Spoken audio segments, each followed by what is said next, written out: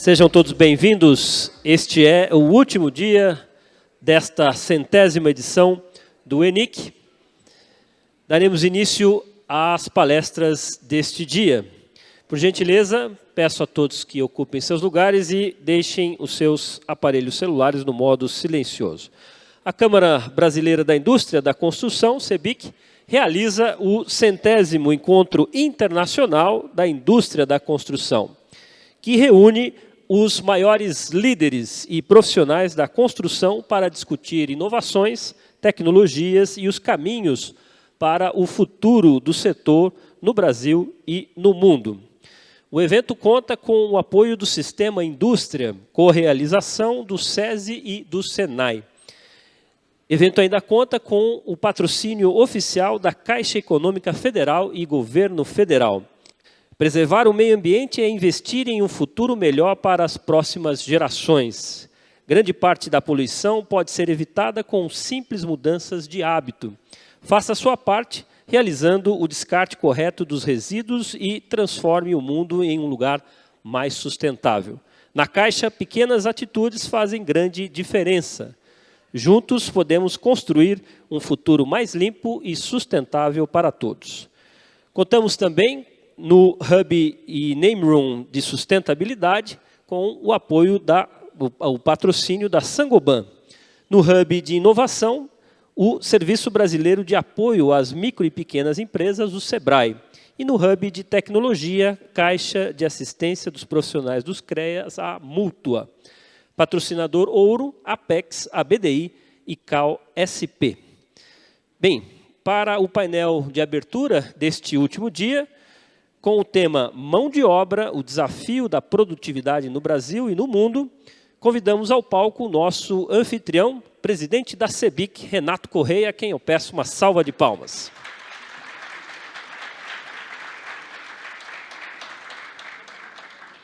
Como moderadora deste painel, eu convido a vice-presidente de Responsabilidade Social da CEBIC, Ana Cláudia Gomes.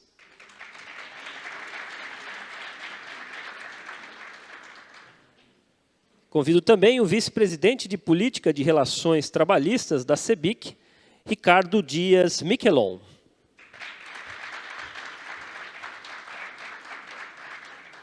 O presidente do Sinduscom São Paulo, York Stefan.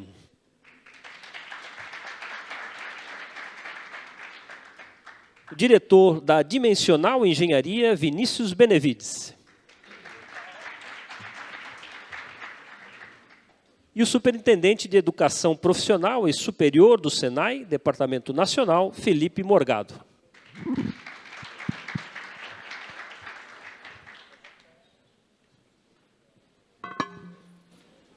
Todos podem tomar assento, por gentileza.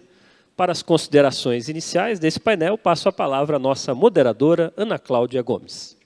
Olá, bom dia a todos. Primeiro, Renato, obrigada, pelo convite. E assim, fiquei pensando muito, por que de repente eu estou aqui? Não é só porque eu sou jornalista, porque não se faz produtividade sem pessoas, Quem faz produtividade? Uma máquina sozinha não faz produtividade. E, na verdade, a gente vai estar discutindo aqui sobre os desafios de uma indústria que ainda é 30% menos produtiva do que o resto dessa indústria no mundo, mas, na verdade, a gente precisa entender, e eu acho que todos os especialistas que estão sentados aqui, a gente vai ouvir especialistas, a gente vai ouvir empresários e vai propor soluções, porque eu acho que isso é o grande diferencial do ENIC. A gente olha para os nossos problemas, a gente olha para as nossas dores, mas a gente tenta apontar soluções e caminhos para que a gente possa perseguir e crescer.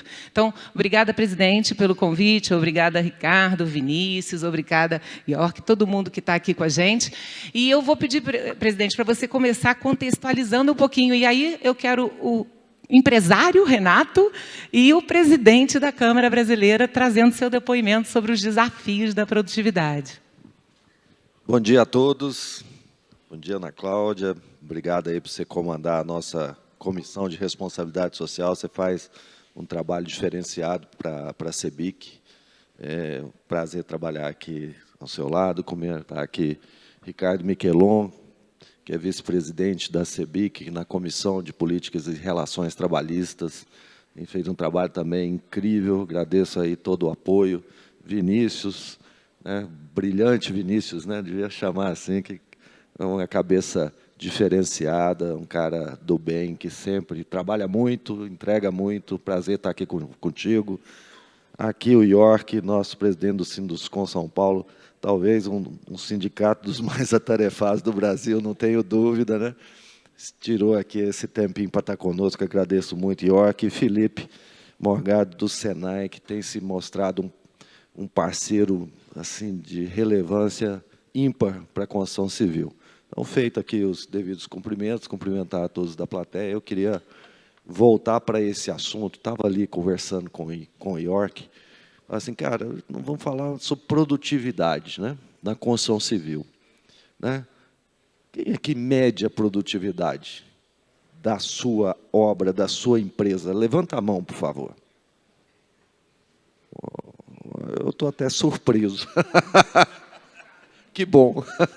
Porque o que a gente tem dificuldade, sabe, Felipe, assim, é de medir essa produtividade. Não é um negócio muito simples, né? É a produtividade da obra, é do serviço, da etapa. Então, o nosso papel aqui hoje é provocar o empresário, né? Lembrando que a gente trabalha aqui para que a vida das empresas seja facilitada, né? Nós temos que melhorar o ambiente de negócio, atrair mais investimentos, para que a gente entregue ao Brasil habitação e infraestrutura, só para não deixar de colocar o nosso mantra aqui. Então, pessoal, essa questão da produtividade, em que pese muitos dos colegas aí levantaram a mão, não é uma coisa corriqueira, né? A nossa empresa mesmo tem 38 anos de existência, né? Trabalha em Goiânia e Brasília. A gente tem dificuldade de ter um padrão de medição, de entender como é que isso funciona. Lá na ponta, o funcionário se balizar se ele é bom ou ruim com o que ele entrega. Eu não vejo isso como cultura nas nossas empresas. E quando a gente olha o mercado de hoje em dia e a falta da mão de obra, apesar de estarmos com a empregabilidade em alta, né, assim, nós estamos com quase 3 milhões de pessoas com carteira assinada, isso só aconteceu em 2014, 2013 para 2014. Então, nós temos muita gente trabalhando com a gente, né? Mas o mercado cresceu muito também, né? E agora? Como é que nós vamos fazer para entregar as obras que a gente lança? Vendemos 20% a mais ali no ano passado, lançamos 20% a mais, né? Um ano que a poupança ia ser ruim, financiou 184 bilhões, vai diminuir muito esse ano, deve financiar 150 bilhões. É muito recurso, é muita obra andando, a esteira, os clientes continuam comprando, em que pese o juro está alto. Então, nós temos um problema, já começo a ter notícias de obras atrasadas. Isso não é legal, isso não é bom para o mercado. Isso é um desequilíbrio que nós, que somos construtoras, né, empresas de engenharia, precisamos endereçar, né? E não adianta, a obra que a gente está começando hoje, vai faltar mão de obra daqui a 6 meses. O que nós estamos fazendo em termos de produtividade, em termos de industrialização? Nós vamos chegar com problema ali na frente, não vai aliviar. Então, eu acho que o painel de hoje, uma sexta-feira, né? Agradecer a todos que estão aqui. 4 dias de evento é realmente uma maratona, né? Então, é isso, viu, Ana? É nesse sentido que eu começo o debate aqui. Que nós vamos fazer para melhorar a produtividade?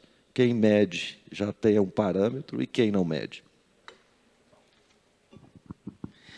Com certeza, presidente, eu acho que esse é o grande desafio, porque a gente não melhora nada que a gente não mede, né? Porque como é que eu melhoro a minha produtividade se eu não sei a produtividade que eu tenho, né? E aí, York, eu vou passar um pouquinho a palavra para você, te provocando um pouquinho, que a gente está em São Paulo.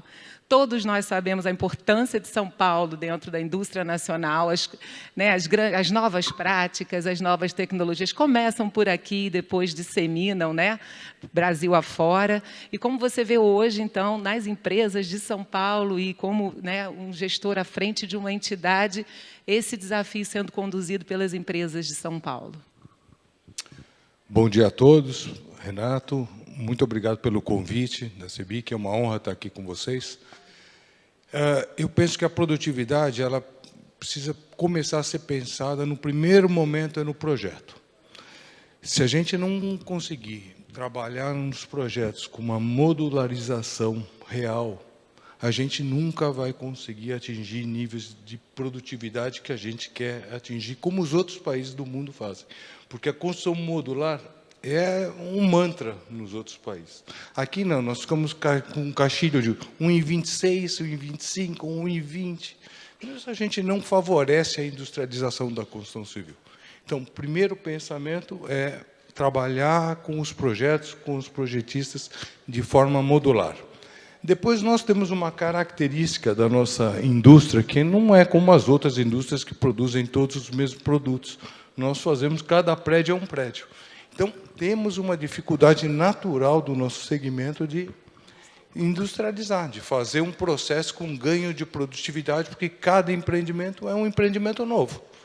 A gente tem que treinar essas equipes. Então, o que cabe a gente? Ter uma mão de obra cada vez mais capacitada. E isso a gente fala em capacitar o gestor da empresa, os empreiteiros. Aí é um trabalho que a gente tem feito também muito fortemente de capacitação dos empreiteiros e dos trabalhadores. A gente tem um programa para começar a capacitar desde o estagiário. Aí tem uma Universidade Sinduscom que faz a recapacitação dos seus engenheiros e dos trabalhadores através de uma parceria fortíssima com o Senai, onde nós temos, inclusive, uma junção de esforço entre as construtoras. A construtora que tem um número de trabalhadores leva seus trabalhadores no canteiro de obra de uma a outra e o Senai treina esse agrupamento dentro desse canteiro. Então, é um esforço conjunto das empresas para poder fazer essa capacitação, mas ainda num número extremamente reduzido face à capacidade do Senai de treinar. A gente tem baixa capacidade de estimular as pessoas a serem treinadas e capacitadas para se profissionalizarem. A gente compete hoje com uma indústria, com um pensamento empresarial das pessoas que eles não querem mais ser CLTistas. É uma realidade do Brasil. A CLT, hoje, ela afasta os profissionais que poderiam estar no nosso mercado de trabalho por ser uma legislação muito arcaica, não permite premiar imediatamente no mês o trabalho. Faz com que a gente finja que a tarefa não existe, e a tarefa existe, tá certo? A tarefa existe. Então, a gente tem uma legislação que não fala com a vontade da população e não estimula os ganhos de produtividade, que, na minha opinião, deveriam ser pagos todo mês para a pessoa. Ela tem que ter uma distribuição sobre a produtividade que ela ganha oficialmente. Então, a gente tem uma luta. Eu não queria me estender, poderia falar sobre bastante tempo, mas vou passar a palavra para os demais, depois eu volto. Obrigado. Eu que agradeço. E aí eu acho que você tocou em dois pontos extremamente importantes, e vou passar a pergunta, então, né, para o Miquelon, porque eu acho que faz sentido a gente continuar falando sobre duas coisas. Primeiro, existe uma legislação que não é adequada, né, a toda a gestão que a gente gostaria de fazer para a nossa mão de obra, mas você falou também das relações, você falou de treinar os líderes, treinar os engenheiros, treinar os encarregados. Então, políticas e relações trabalhistas, né, Ricardo? Então, por isso que eu acho assim, o que a gente está construindo em termos de melhorar essa legislação, em termos também de melhorar as relações de trabalho dentro dos nossos canteiros, para que a gente possa ir trazendo um pouquinho da sua experiência como empresário, porque antes de ser presidente da CPRT, você é um empresário do setor, né? Então, conta para a gente aí um pouquinho como é que a gente muda esse jogo. Maravilha. Primeiro, bom dia a todos. Prazer estar aqui com todos vocês. Felipe, York, Ana, Renato, obrigado pelas palavras. Vinícius. Enfim, primeiro eu vou falar um pouco enquanto presidente da CPRT e aí a gente aprofunda um pouquinho mais depois de uma experiência profissional. Sob o ponto de vista da CEBIC e CPRT, esse tema da mão de obra e a preocupação com a mão de obra, ele aparece há bastante tempo, se intensifica ali no final de 23, e a gente usa o ano de 24, então, para aprofundar o nosso conhecimento e entender melhor, enfim, os mecanismos desse vetor de escassez e aprofundar o nosso conhecimento. E, a partir daí, a gente constrói algumas pesquisas e constrói, então, 3 eixos de ação ligados a trabalhar nesse tema. Esses eixos de ação estão ligados justamente à atração, que é um ponto que apareceu com bastante intensidade, a nossa dificuldade de atrair pessoas ao setor. Então, o tema da atração e o tema da capacitação, primeiro eixo. O segundo eixo, conectado ao desafio da industrialização, que tem tudo a ver com o tema da produtividade, porque no final do dia o que se quer não é a industrialização, o que se quer é a produtividade. E o terceiro eixo, então, o eixo da comunicação direta, tanto à sociedade, aos empresários, aos próprios trabalhadores. Então, a partir desses 3 eixos a gente está trabalhando. A gente está, no primeiro eixo, atração e capacitação, nós fizemos um convênio com o Ministério do Desenvolvimento Social, agora no mês de março, onde a gente já começou, buscando atrair as pessoas que estão no cadastro único do governo e conectar com as vagas das empresas.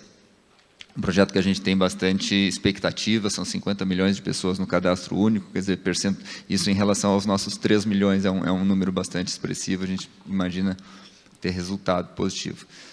E sobre o eixo capacitação, nós vamos falar agora no painel às 2h30, junto com o Senai, sobre um plano nacional de capacitação que nós estamos desenvolvendo em conjunto, onde a gente pretende potencializar aí as capacidades de capacitação do Senai em conjunto com a CEBIC. O segundo eixo, que é o eixo mais conectado a esse painel, que é o eixo da incentivo à industrialização e, como eu disse, com o foco da produtividade, ele é um eixo que a gente vem olhando ações objetivas para poder trabalhar em cima, né? Contextualizando e trazendo algumas informações daquilo que a gente pôde ter contato, até inclusive no mês passado, retrasado, nós tivemos uma missão em Las Vegas e tivemos a oportunidade de visitar uma fábrica que é da Boxable, que inclusive recebeu aporte do Elon Musk, enfim, uma fábrica bastante industrializada de produção de casas modulares, onde a gente vê ali talvez o ápice da industrialização, onde tem uma repetição profunda, onde tu tem tudo produzido dentro de um espaço fechado, todos os conceitos da indústria modular, bastante preocupação com componentes, enfim.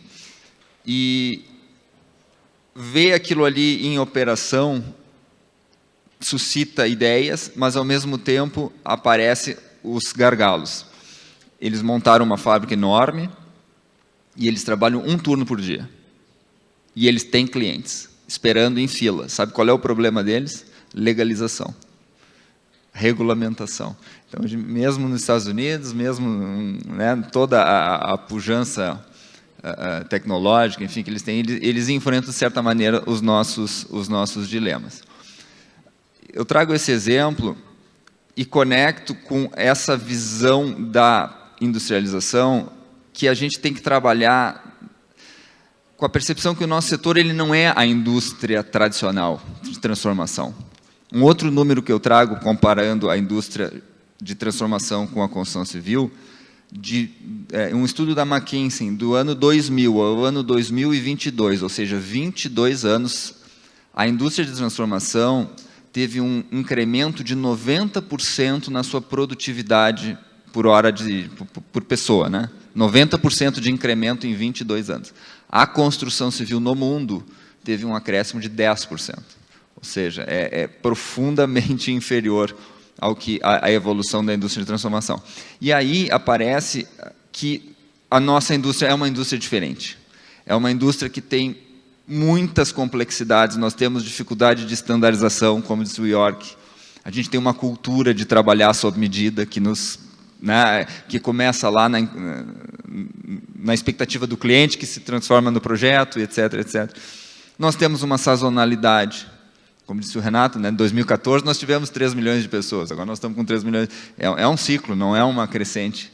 Então, trabalhar com o tema da sazonalidade, nós temos o tema que a nossa indústria ela é itinerante, os canteiros, eles andam, eles não estão no mesmo lugar.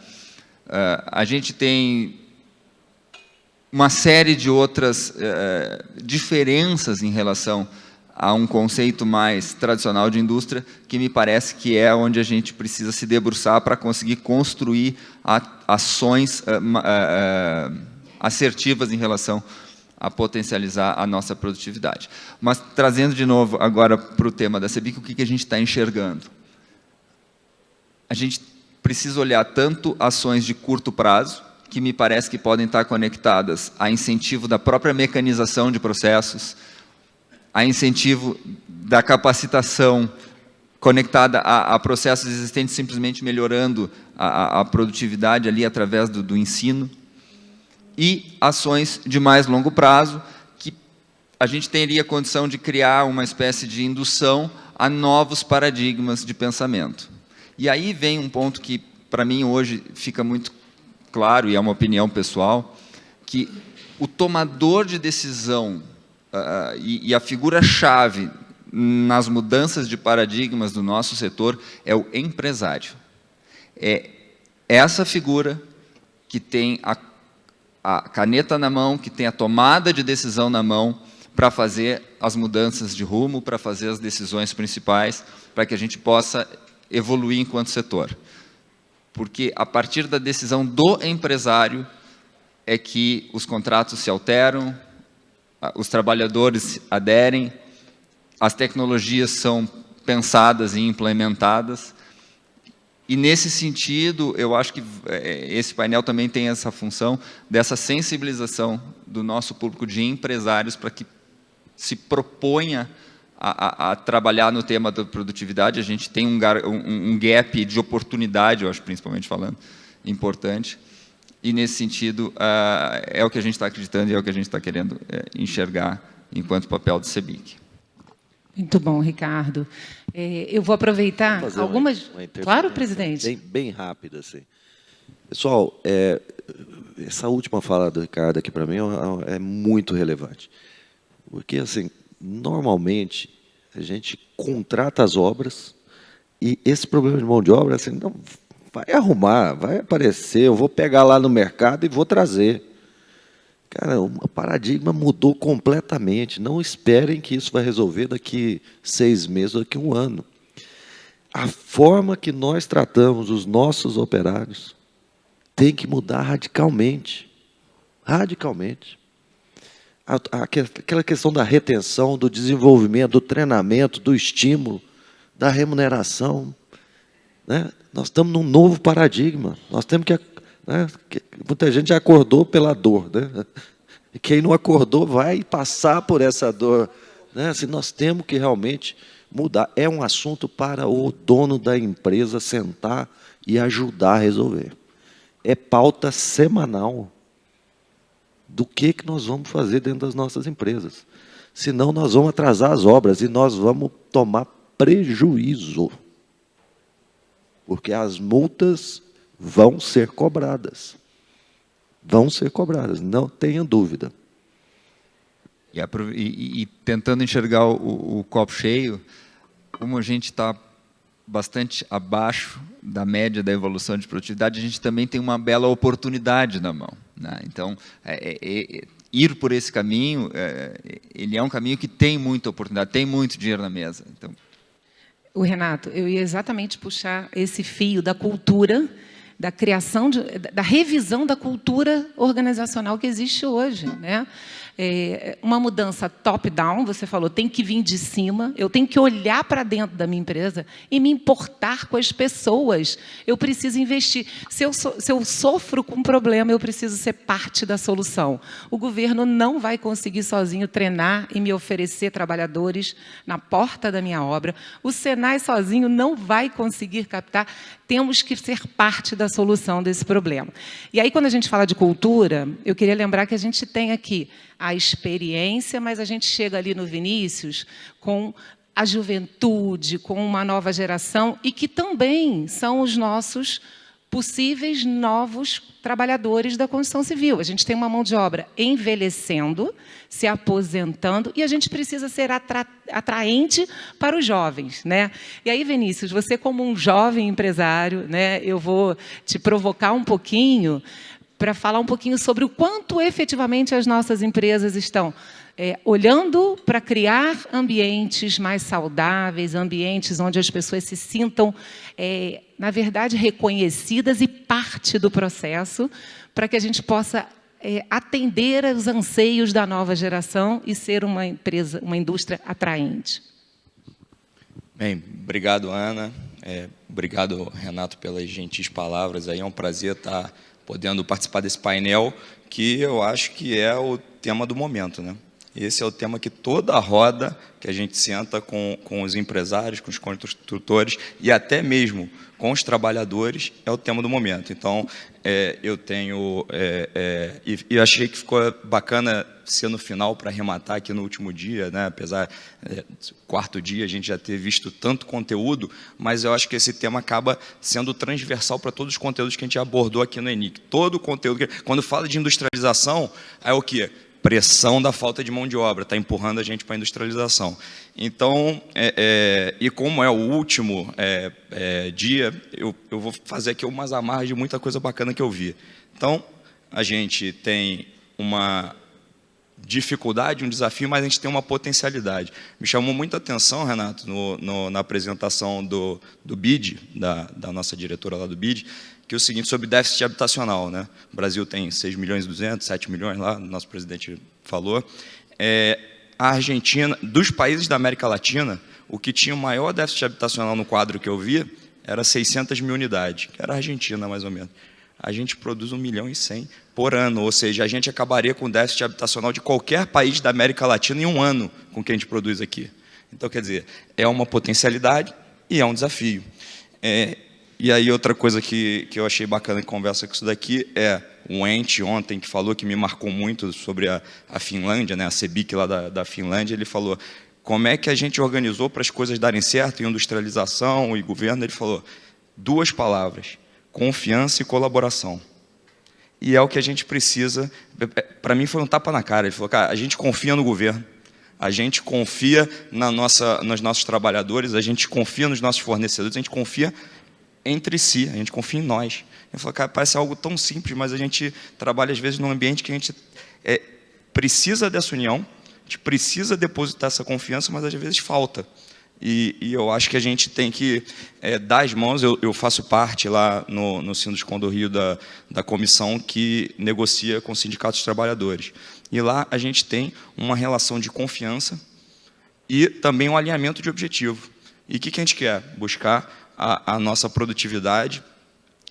É um papo que a gente sempre tem. Agora mesmo a gente está conversando sobre a convenção, a gente está em negociação, e eu peguei um dado com a IEDA que é interessante, que a gente fala de atração, né, Ricardo? Aí você fala, porra, atração. A gente tem um canteiro de obra, que hoje é um dos lugares mais seguros para você estar. Eu brincava na Covid que era melhor as pessoas estarem no canteiro de obra do que estarem em casa, porque a gente tinha tanto protocolo de segurança que era mais fácil pegar Covid em casa do que o nosso canteiro de obra. Então, a gente é seguro, a gente fornece benefícios, a gente tem um ambiente de trabalho que concede toda a estrutura, alimentação, café da manhã. Então, eu acho que a gente tem uma dificuldade de comunicação, como o Ricardo falou, de mostrar isso para poder atrair. Agora, por outro lado, também, e aí a Inês estava falando, a Inês Magalhães falou um negócio bacana, que foi o seguinte, a gente tem que conhecer as pessoas, a gente tem que conhecer os anseios das pessoas, qual é o modelo de cidade que eles querem, para a gente poder construir o modelo de cidade que eles querem. E eu acho que às vezes falta para a gente conhecer quais são os anseios do nosso trabalhador, da nova geração.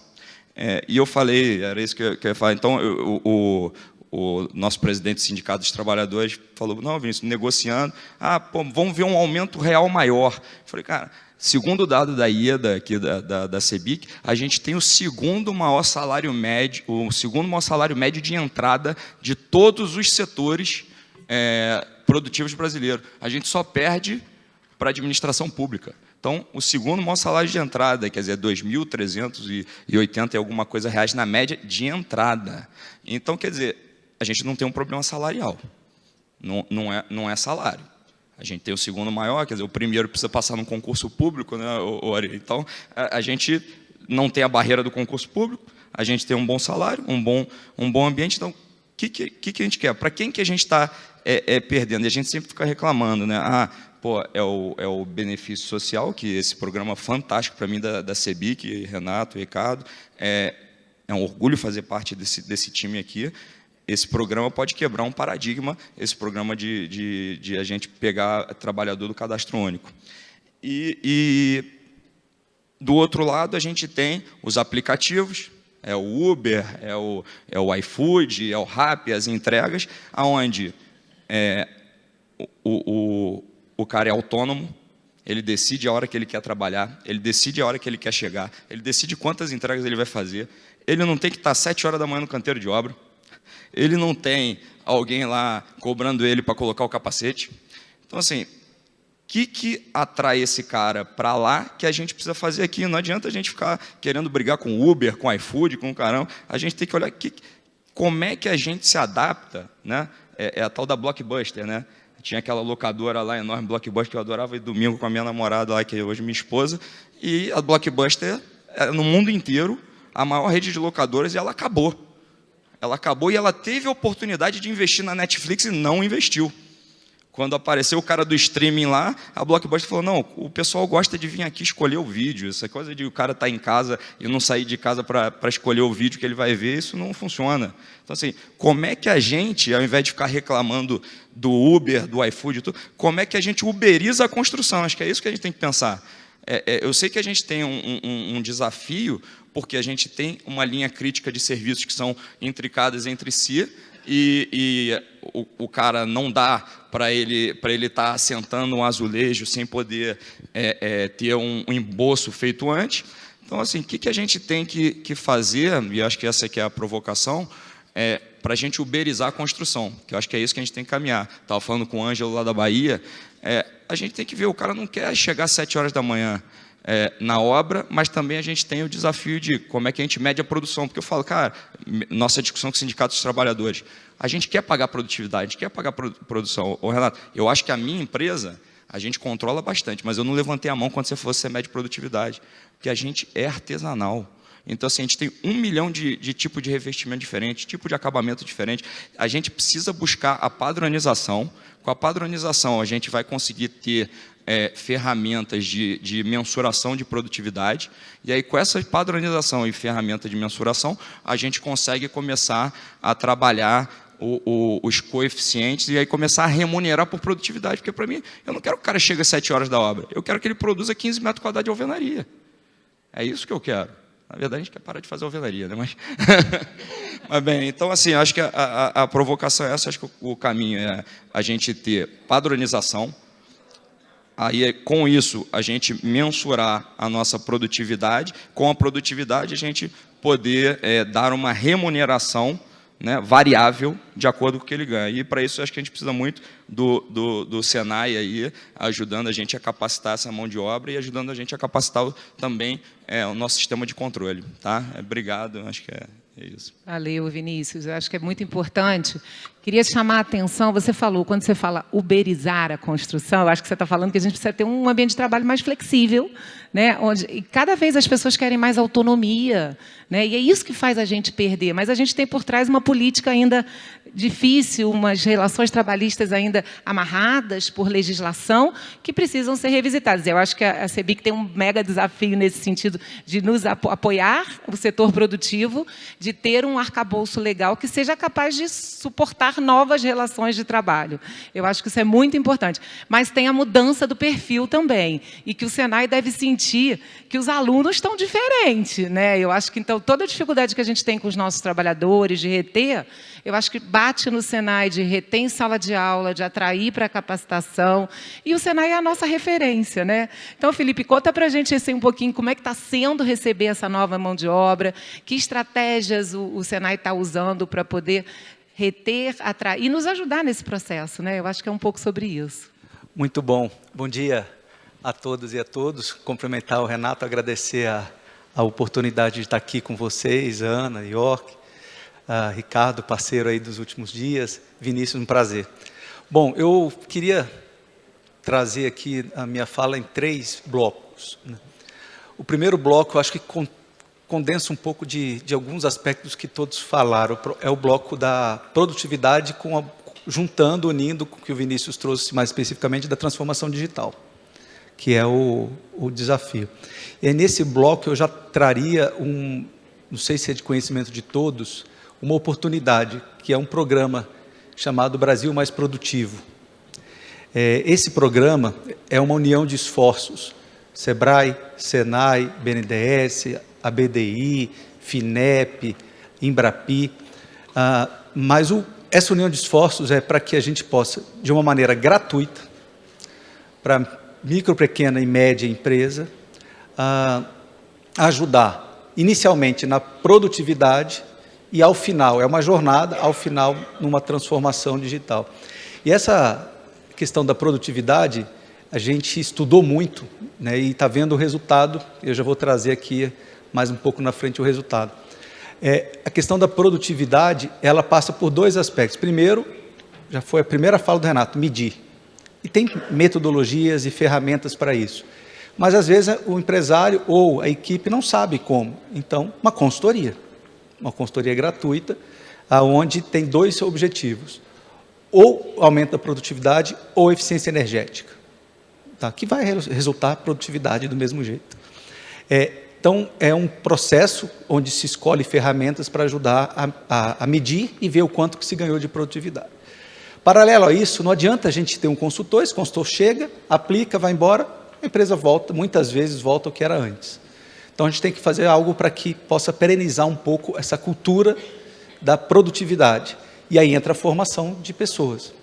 Não só a formação para trabalhar a cultura, muito citado aqui, mas também a formação já para acelerar o processo de introdução de novas tecnologias. Então, é que a gente hoje no mercado está falando de upskilling, né? Ou uma requalificação, que é reskilling, ou uma atualização. Isso tudo de forma gratuita, para todos os setores da indústria, inclusive a construção. E o que é interessante, isso tem uma meta de 33 mil empresas para ser atendido em tudo isso que eu estou falando. O ano passado nós chegamos a 6 mil empresas, dessas 6 mil, 1.500 são da construção. E você sabe qual foi o ganho de produtividade medido e comprovado nesse processo? 60%.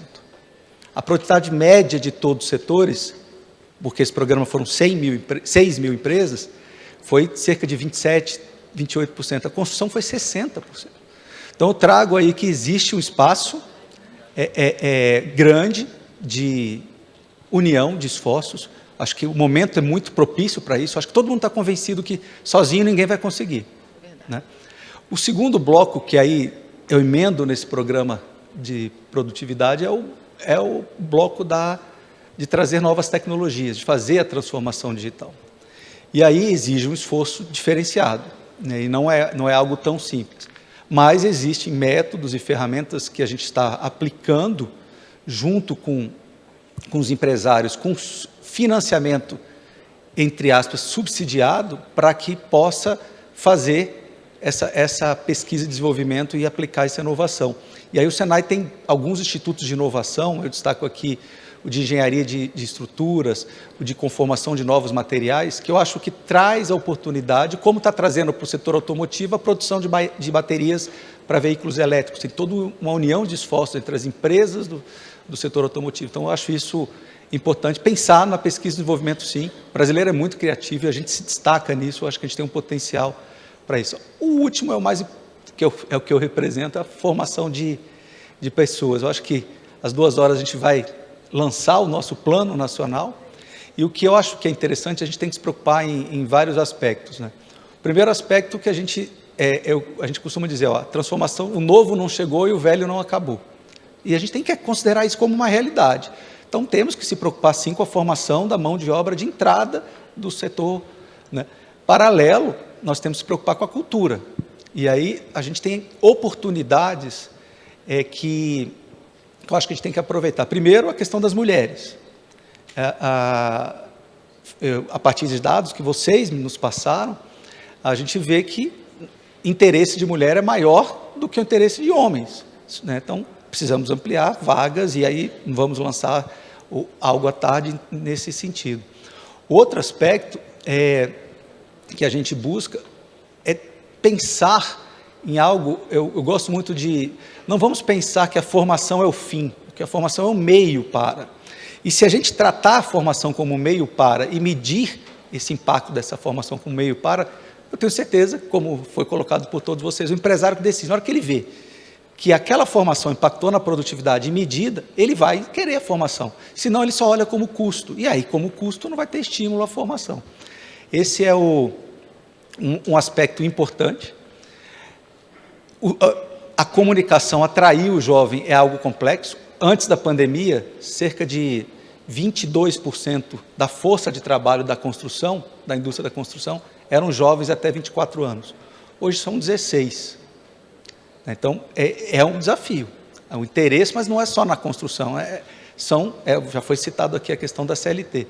Então, temos que enxergar modelos e discutir novos modelos de atração desses jovens. Eu acredito que aproveitar todo o processo de geopolítica no mundo, de migração, aproveitar o esforço de diversidade que está acontecendo. Eu fiquei encantado quando vocês falaram, olha, será que as faxineiras, não desmerecendo as faxineiras, elas já pensaram na carreira dela como faxineira?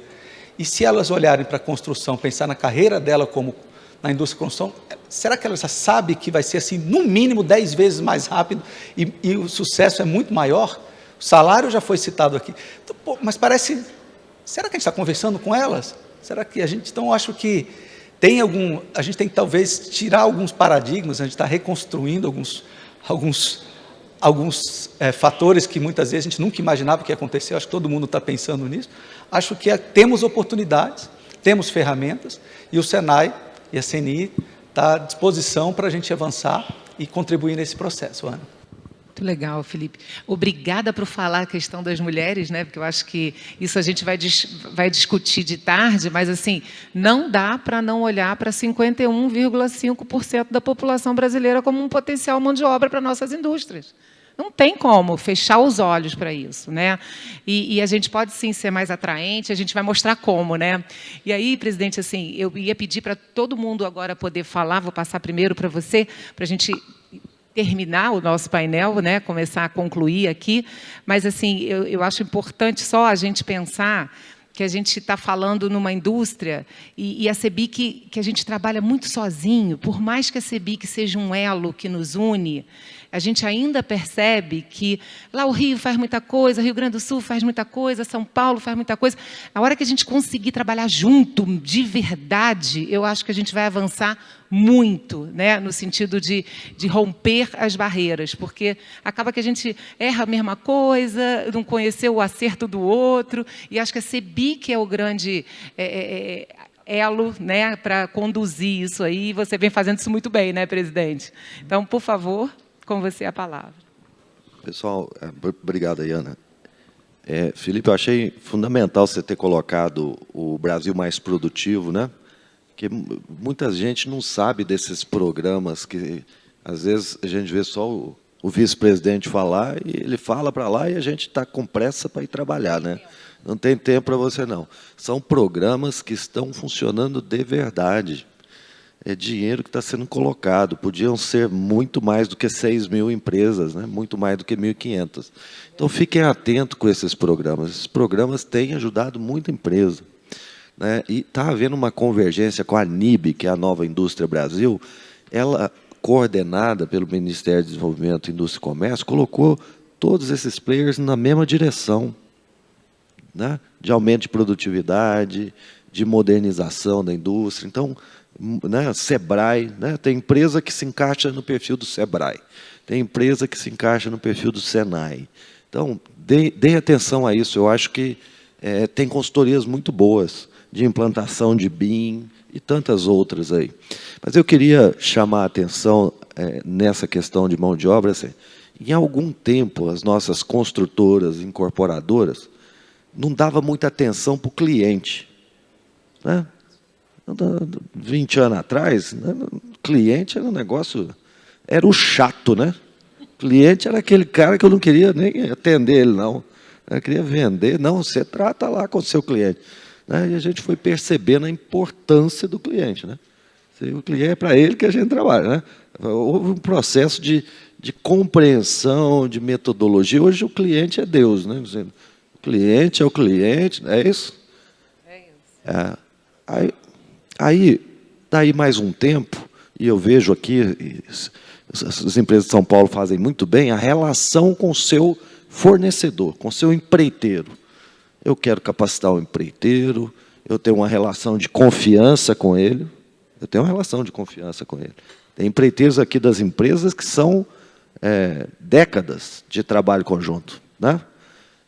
Relação assim, eu sei que eu vou trabalhar para a empresa do York, eu sei o que ele quer, ele sabe quanto que ele tem que me pagar, e se a gente tiver problema, nós vamos resolver junto. Eu vejo isso com muita eficiência aqui. Senão São Paulo não fazia o tanto de obra que tem para fazer. E os nossos funcionários? Será que nós estamos com esse olhar de cliente para eles? Será que nós estamos mesmo? Né? O boca a boca da nossa empresa está funcionando para quem que a gente contrata? Será que nós estamos sendo sabotados? A hora que eu ponho um indivíduo para dentro, são 3 que saem? Né? Só essa relação, eu acho que vai nos ajudar muito a melhorar a produtividade, se a gente enxergar e trabalhar com o nosso funcionário com o mesmo olhar que a gente tem para o nosso cliente. Essa é a reflexão que eu queria colocar. Perfeito, Renato. E assim, eu até agradeço, né, esse olhar e essa sensibilidade, porque eu penso assim, e o empresário, ele não vai conseguir fazer isso sozinho. Ele precisa do time de líderes dele, estando convergente com essa questão, entendendo claramente a importância da capacitação dos seus subempreiteiros e do relacionamento dentro dos canteiros de obra com a sua força de trabalho, né? Então, eu acho assim, fica aqui uma reflexão sobre, eu estou treinando a minha liderança está pronta, porque eu não chego na ponta, eu sou empresário. Quem realiza aquilo que eu planejei, quem executa, é o meu time de líderes. Então, fica uma provocação para a gente olhar o quanto a gente está desenvolvendo o nosso time de líderes. E aí eu vou pedir para você já fazer as suas palavras aí de encerramento. Eu, primeiro, queria falar da importância das entidades nesse combate, né? A gente tem muita atuação como empresários, mas se a gente não tiver entidades fortes, nós não vamos conseguir fazer essa transformação, né? Quando a gente fala em produtividade, a gente falou bastante sobre a parte do canteiro, treinamento de mão de obra, mas a gente tem a produtividade externa ao canteiro, né? A aprovação de projetos, a lentidão, e cabe a gente também ser agente transformador dessas ações com a prefeitura. Hoje, acho que todo mundo que chegou aqui teve um exemplo claro de improdutividade, que é a falta de mobilidade urbana. Você não consegue chegar no pavilhão, tá certo? Eu passei 1 hora perdida do meu tempo no trânsito, podia estar fazendo outras coisas. Isso é improdutividade escancarada, tá certo? Escancarada. Cabe a gente fazer essa transformação. Acho que a gente precisa fazer uma reflexão sobre como atingir essa mão de obra que ainda não está nos nossos canteiros, propagandeando o trabalho do Senai, talvez até com influencers. Talvez a gente precise pegar outro cenário e mostrar como, com um treinamento no Senai, uma pessoa consegue transformar a sua vida. Porque uma pessoa que hoje ganha R$10.000 num canteiro de obra, sendo carpinteiro, ele nunca imaginou ter esse nível de salário. Nós fizemos uma viagem internacional agora para a Espanha, e o valor que ele recebe na Espanha, que um trabalhador recebe na Espanha, é o mesmo que um bom tarefeiro recebe aqui no Brasil. É impressionante como está o nível de salário. O que a gente tem um grande problema hoje que afeta a nossa produtividade? As pessoas que têm que fazer o transporte, os ajudantes, eles não querem mais ser ajudante. E eles estão prejudicando a nossa produtividade. O tarefeiro está lá para trabalhar, porque ele recebe R$10.000, mas cadê o cara para fazer o transporte desses materiais? Nós precisamos, de alguma forma, trazer essa produtividade, esse ganho para essa pessoa, para ele poder trazê-lo para a gente, para estar dentro da equipe. Então, não adianta a gente ter só uma equipe de pedreiros, a gente precisa ter uma equipe de logística estimulada para fazer isso, né? Então, mas assim, é um cenário desafiador, mas nós temos na construção civil grandes guerreiros. É muito confortável para mim estar no meio de vocês, sabendo que essa luta não é uma luta individual, é uma luta coletiva. Muito obrigado. Muito legal. E, Ricardo, então passo para você fazer as últimas considerações, e acho bem importante a gente lembrar da questão da porta de entrada, né? Porque eu acho que foi isso um pouco também que você falou, né? Se o profissional hoje, o pedreiro, o carpinteiro, já vê uma perspectiva, ele já conhece os benefícios, a porta de entrada não está vendo isso, né? E talvez nas ações da CPRT a gente está pensando também nessa atratividade, como você falou, como um dos eixos bem importantes nesse processo. Maravilha. Bom, eu reforço o que comentávamos anterior, que o nosso setor é um setor pulverizado, né? A gente tem muitas empresas. E, partindo daquele raciocínio que a tomada de decisão é do empresário, nós temos muitos tomadores de decisão. E aí eu concordo profundamente com o que o York fala sobre a importância das entidades, num sentido de fazer o que a gente está fazendo aqui, que é trazendo o tema, que é expondo a nossa percepção de que este é o caminho e convidando a todos esses tomadores de decisão a tomarem as decisões nesse sentido, que é o sentido da valorização, que é o sentido da comunicação dos bons exemplos. Também discutimos, eu e o Renato, sobre, puxa, é um setor amplo, né? Então a gente tem exemplos variados, a gente comunicar os bons exemplos é a nossa função, porque aí a gente puxa o desenvolvimento no sentido que a gente entende que é o melhor para o setor.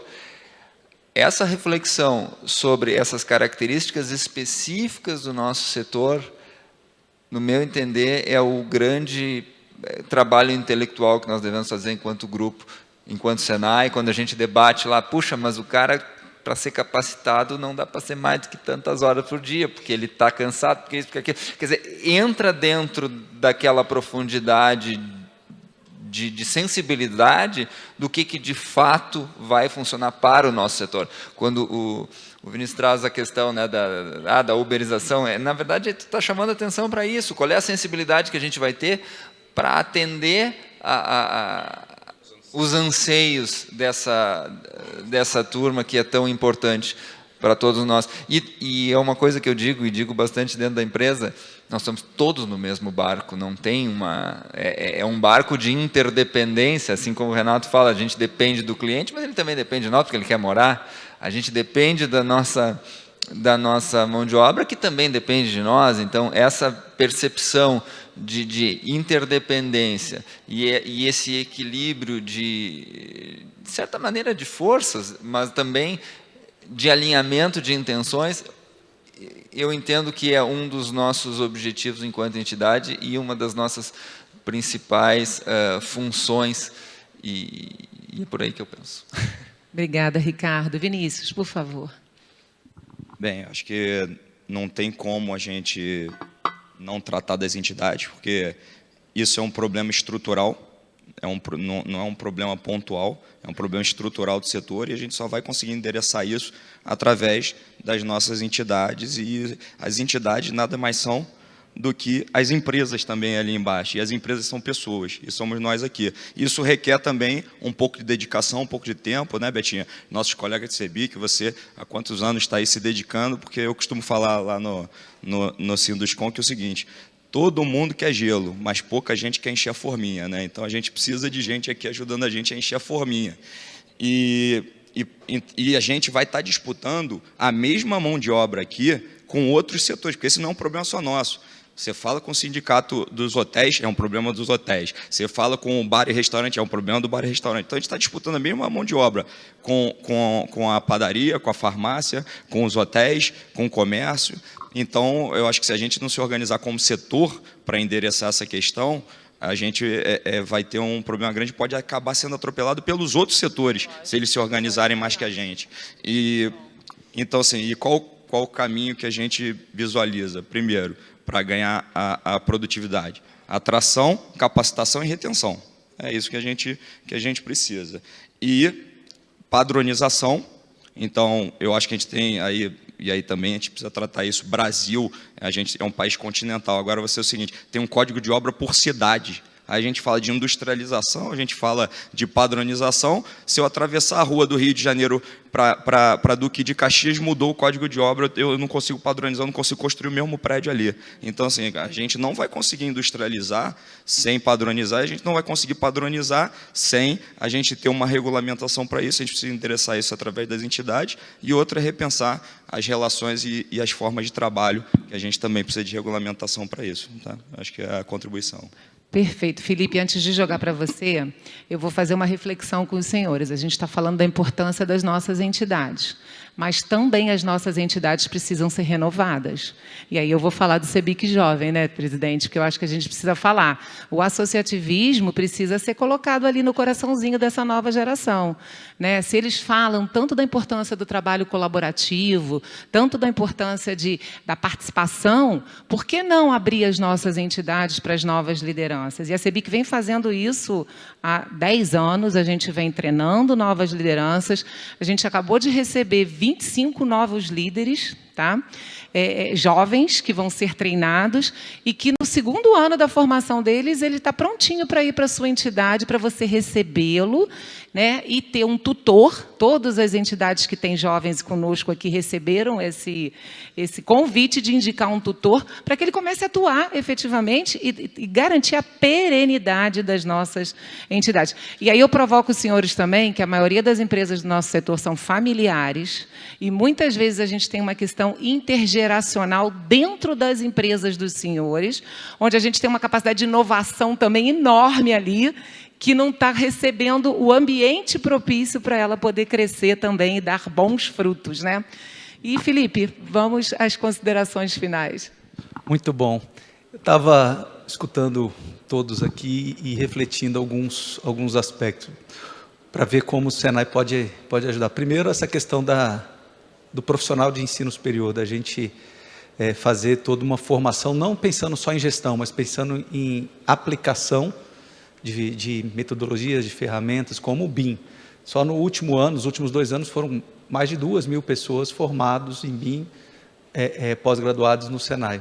Então, hoje, o Senai tem a condição da educação superior, da gente ter uma capilaridade muito grande por conta do digital. Então, a gente criou uma universidade digital que chama Unisenai.digital, e que eu acho que pode ajudar muito aqueles empresários que estão aqui. Poxa, como eu faço para que isso aconteça? Eu não estou na minha empresa. Acho que ali é um primeiro caminho. Tem parcerias com grandes instituições do mundo, referências no setor da construção e dupla certificação. Então, essa aplicação nós chamamos de MBI, né? Até um trocadilho com o BIM, né? Então, é interessante. O segundo ponto que eu queria destacar, eu estou em negociação com o iFood, né? Não é uma indústria, então estou lá negociando uma formação dos trabalhadores do iFood, não para retê-los, para que eles possam se desenvolver. Poxa, por que não conectar, né? Na hora não veio o quê? Profissionais, eles levarem para os serviços, mas por que não para a indústria da construção? Então, no mínimo, conquistá-los, né, a partir do valor que a gente está trazendo aqui. E por último, para que a gente possa refletir, está relacionado a precisamos mostrar que a construção civil também tem inteligência artificial. A construção civil também tem muita tecnologia.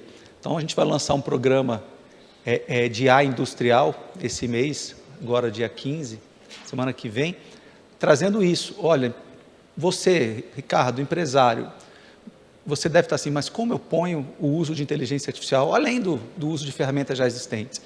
A gente tem um programa que vai fazer um apoio ou um empregado um empregado da empresa, ou um bolsista, onde ele vai aplicar provas de conceito de IA na sua empresa para você, e não ensinar a mexer em ChatGPT ou algo parecido.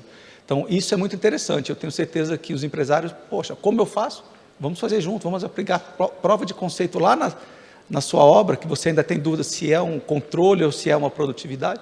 Por que não já usar a inteligência artificial ali para ver se de fato ela pode te ajudar? Então, é a servitização da educação, né? Ao paralelo a isso, esse profissional faz uma pós-graduação.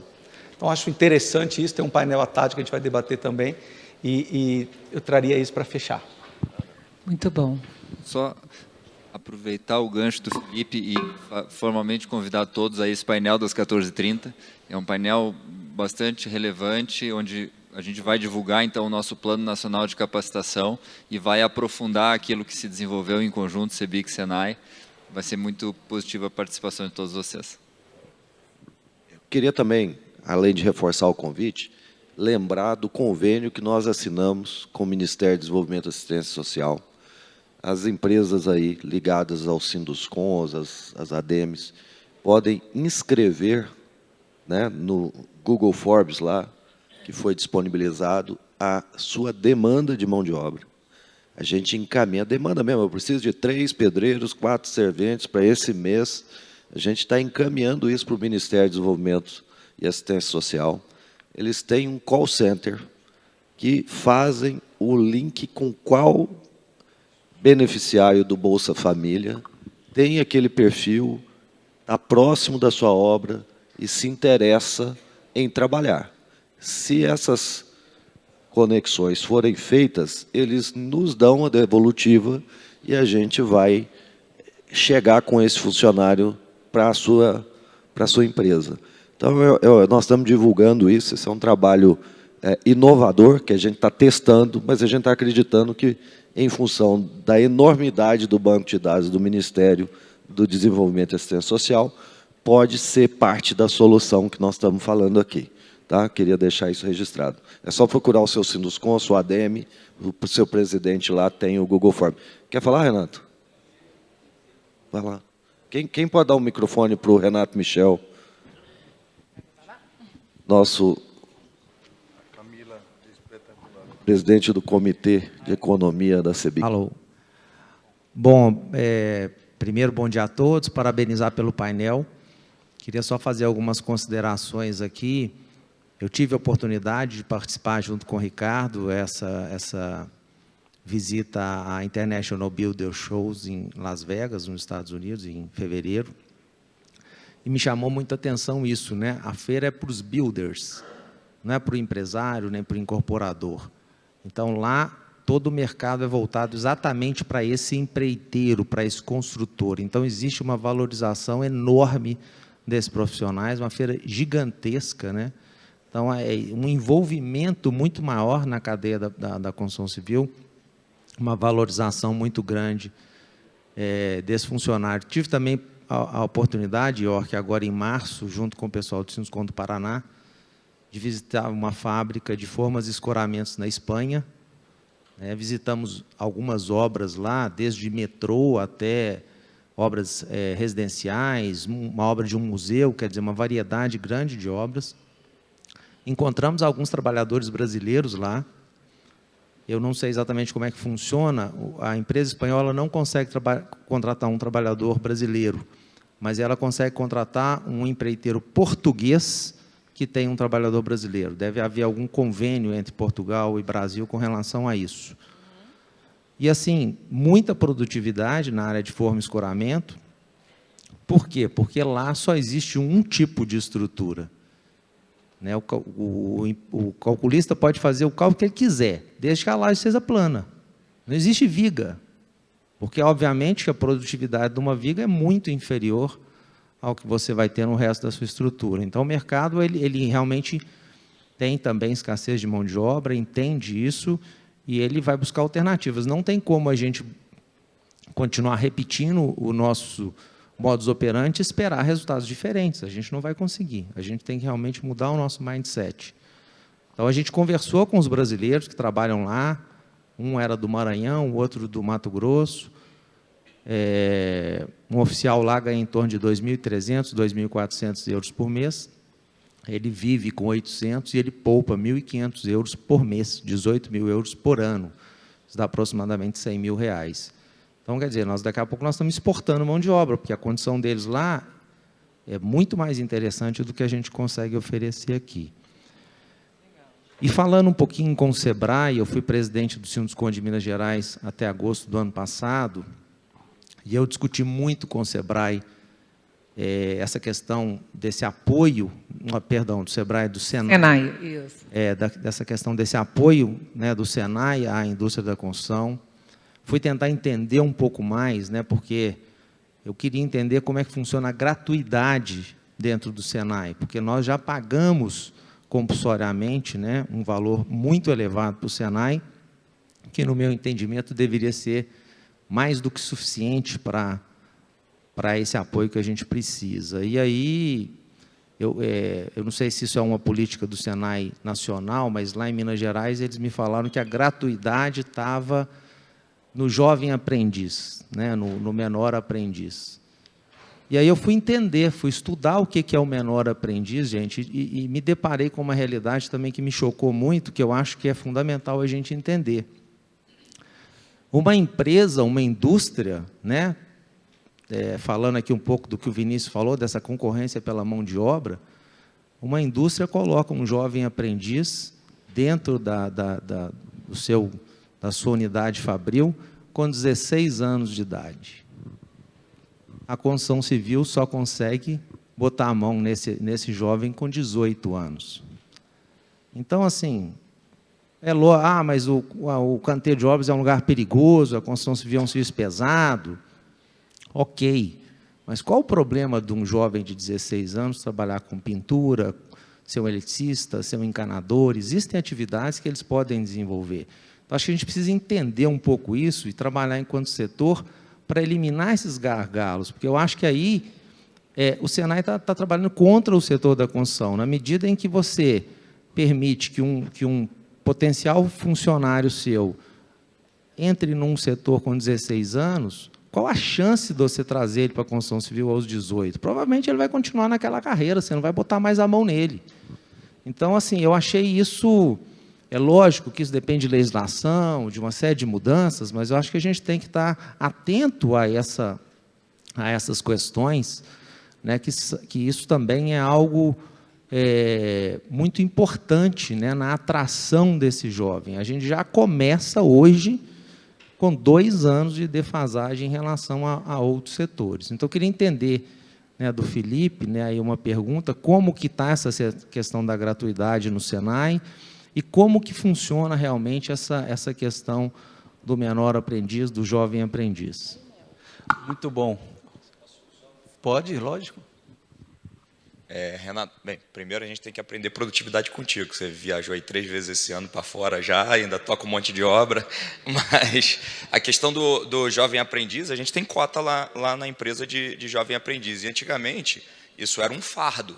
Assim, o engenheiro não queria ver o jovem aprendiz. Ele falou: meu irmão, Vinícius, tira esse cara da minha obra, eu pago para ele ficar em casa. Eu falei: cara, a gente tem que dar um trabalho para ele.